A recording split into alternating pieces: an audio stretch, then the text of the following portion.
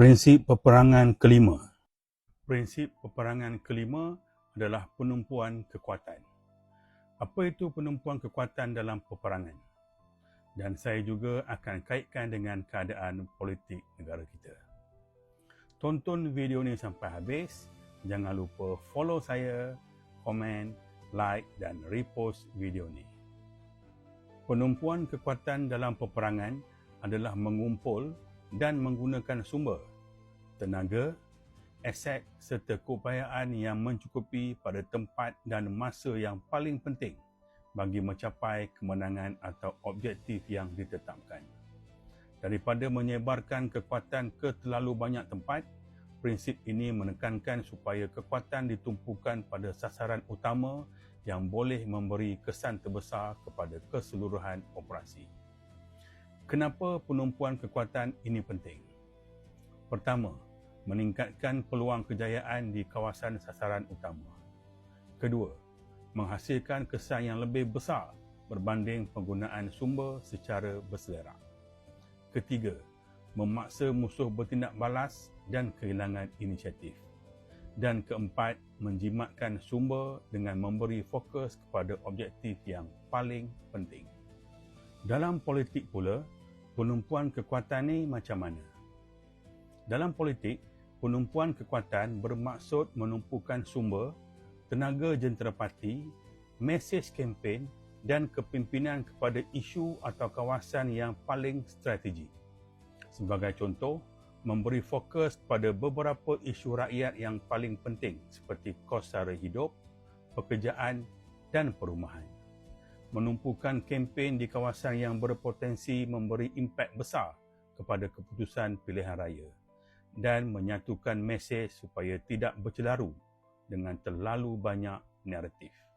Dalam kerajaan sekarang, adakah prinsip penumpuan kekuatan berlaku? Daripada apa yang saya nampak, ini yang berlaku. Pertama, terlalu banyak agenda dilaksanakan serentak. Apabila terlalu banyak agenda dilaksanakan serentak, rakyat mungkin tidak melihat satu kejayaan besar yang benar-benar menonjol. Dari sudut prinsip peperangan, kekuatan yang tersebar ke banyak medan boleh mengurangkan impak keseluruhan. Kedua, naratif yang tidak menentu. Bagi sebahagian rakyat, mesej kerajaan kadangkala dilihat berubah-ubah mengikut isu semasa. Akibatnya, tumpuan rakyat terhadap pencapaian kerajaan menjadi kurang jelas. Dalam peperangan, komander perlu memastikan semua unit bergerak ke arah objektif yang sama. Dalam politik, naratif yang konsisten membantu rakyat memahami hala tuju kerajaan. Ketiga, terpaksa mengimbangi banyak kepentingan. Kerajaan perpaduan terdiri daripada pelbagai parti dengan latar belakang dan keutamaan berbeza. Sebahagian tenaga politik perlu digunakan untuk mengekalkan kestabilan gabungan dan akan mengurangkan keupayaan menumpukan sepenuhnya kepada satu atau dua agenda utama.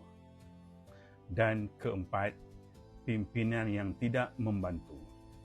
Dalam peperangan, memahami hasrat komander atau komander intent merupakan elemen yang penting dalam mencapai kejayaan. Dalam politik, menteri-menteri atau ketua jawatan perlu memahami hasrat kerajaan dan jangan membuat keputusan berdasarkan kepentingan diri sehingga menimbulkan isu atau skandal yang menjejaskan penumpuan kekuatan kerajaan. Sekarang kita tengok pula prinsip penumpuan kekuatan pada Parti Bersama. Di awal kemunculan Parti Bersama, Saudara Rafizi Ramli dan Saudara Nik Nazmi dengan jelas menyatakan bahawa kejayaan sesebuah parti politik tidak semestinya diukur melalui jumlah kerusi yang dimenangi, tetapi juga melalui keupayaan menumpukan tenaga kepada objektif yang jelas dan membina pengaruh politik. Kita boleh lihat dengan jelas bahawa Parti Bersama memberi tumpuan pada mesej politik yang lebih tertumpu, membawa perbincangan berasaskan dasar, menarik sokongan golongan profesional dan anak muda, dan membina jenama politik baru. Kita pun boleh lihat nanti macam mana Parti Bersama memasuki pilihan raya sebagai sebuah parti yang baru. Pertama, memilih kawasan yang tertentu berdasarkan kajian.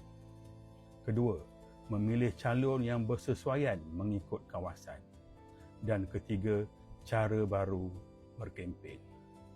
Semua yang dilakukan oleh Parti Bersama ni adalah menepati prinsip peperangan yang kelima, penumpuan kekuatan, iaitu menumpukan tenaga kepada pembinaan identiti, agenda 12 Parti Bersama dan segmen pengundi tertentu tanpa terlalu banyak membazir sumber yang terhad.